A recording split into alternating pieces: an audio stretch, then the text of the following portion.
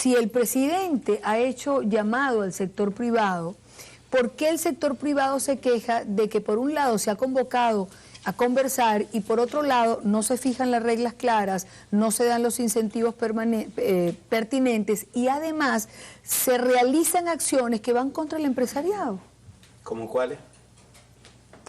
Expropiación de tierras. No, primero que se tiene la idea de que la expropiación es una cosa inconveniente que atenta contra el capital privado. No es así, es una figura... Pero a nivel de producción... No, pero es una figura de negociación, es decir... ¿Negociación? Sí, exactamente. Aquí estoy y yo expropio. Bueno, ¿Cómo no, que negociación? pero expropio, pero te pago. Es decir, no es la cosa diabólica de que te quito, como se dijo siempre, tú sabes, para satanizar todo lo que era el comportamiento del sí, pero ahí la pregunta pertinente, ¿se quiere en verdad reconstituir el tejido industrial, el tejido comercial, el tejido empresarial del país, o se quiere simplemente hacer una transferencia directa de empresas de unas manos a otras? ¿Se trata de control político o se trata de intereses propiamente de estímulo a la economía? O sea, el gran problema aquí es que mediante ese tipo de medidas, que no nadie quita que a veces no sean necesarias, porque además a mí me parece que esa discusión acerca de si la cantidad de privada o no privada es mejor o no... Hay empresas públicas que funcionan muy bien y hay otras que son para las que no sirve la figura de empresa pública. Es decir, y al revés también, exactamente. Es decir, eso no... Ahora, por ejemplo, en un país donde hay un déficit de 2,5 millones de viviendas, el cemento es estratégico, por ejemplo.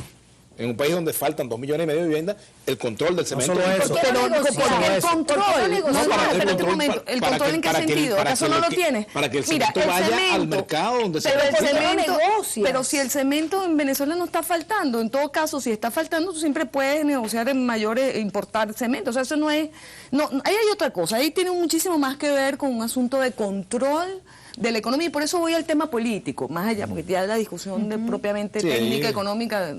necesitaremos otras cifras, pero es decir, ¿qué relación tiene, por un lado, los mensajes sobre el control de la economía, sea eso con buenas o malas intenciones? Porque muchas de esas empresas y sectores que controla el gobierno terminan también de alguna manera siendo cooptadas por grupos empresariales asociados al gobierno, o sea que eso, pero no lo vamos a discutir. En todo caso, el mensaje que se está enviando es: yo controlo y controlo impredeciblemente, es decir, de un día para otro voy enviando señales de control. Pero fíjate tú, Irania, también hay un metamensaje que es el de pretender hacer ver que toda estatización es mala y añorar la privatización, y vimos los efectos de la privatización. Bueno, porque la estatización tiene una historia en Venezuela. Que más allá de eso, la estatización es vieja. Si nosotros no venimos de una cantidad estatizada que tenías que levantar 10 minutos el teléfono para que te diera línea, la experiencia que tenemos en Venezuela. Porque eso yo lo he oído varias veces. Claro, después de que eso tiene nada que ver, invirtió, entonces ahora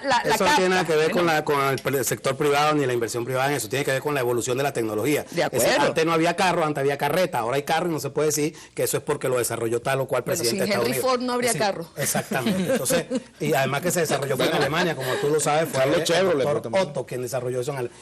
Entonces, fíjate, el punto, como tú lo quieres llevar al terreno político, es el siguiente. Es decir, ¿por qué se trata de estigmatizar al Estado cuando trata de asegurar el desarrollo económico del país, que es en definitiva por lo que vota la gente, por vivir mejor? La gente no vota por coloratura y tal, que fue a lo que se nos quiso llevar durante muchísimas décadas en el pasado, tratando de que la gente se entretuviera en el ejercicio de la democracia, de votar por uno o por otro alternativamente, y entonces celebrara de repente una cosa durante 2 o 3, 4 días después de las elecciones porque había triunfado, y resulta que al no cambiar el modelo lo que se estaba era perpetuando los males que engendraban la miseria, que engendraban el malestar en la sociedad.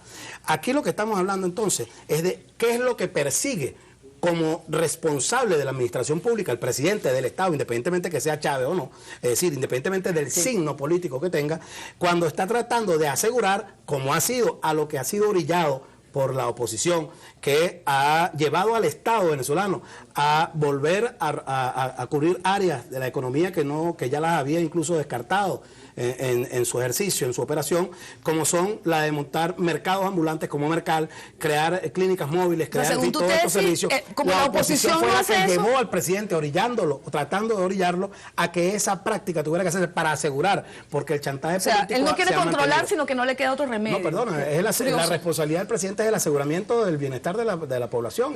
Y el mercado es una vía de distribución maravillosa para eso. Para entrar a un mercado te estén diciendo, si no vienes con la franela roja, tú no vas a tener... Por supuesto. Bueno, entonces exactamente, ahí se está proveyendo un servicio que reclama, sí, en Venezuela no solo reclama la comunidad, sino que es una obligación, una responsabilidad. El mercado ha sido muy bueno distribuyendo bienes de consumo, entonces no entiendo por qué complicarlo, ¿no? Lo veo. Pero es que, porque yo no sé por qué tú ves... Estamos muy aburridos. No, yo no sé por qué estamos en una complicación, porque fíjate, yo he dicho... Está excelente. Y me parece maravilloso que el presidente Chávez vaya más allá del rol de presidente y se haya convertido en una suerte de prestidigitador que ha llevado a la oposición de manera prodigiosa a la cuarta dimensión, donde ellos se quejan de la supuesta crisis y la distorsión y la cosa terrible que está pasando en la economía y están haciendo más dinero que nunca. Entonces, perdón, esa cosa haciendo dinero no es precisamente la oposición. No. Una prueba de eso lo ves en el artículo un reportaje que le hacen a una investigación de Francisco Rodríguez, que fue asesor económico de la Asamblea Nacional, del Congreso, el entonces Congreso, en la que demuestra que la división política del país ha afectado efectivamente a quienes están alineados con la oposición y ha cuantificado esa pérdida. Esa es la radicalización del debate.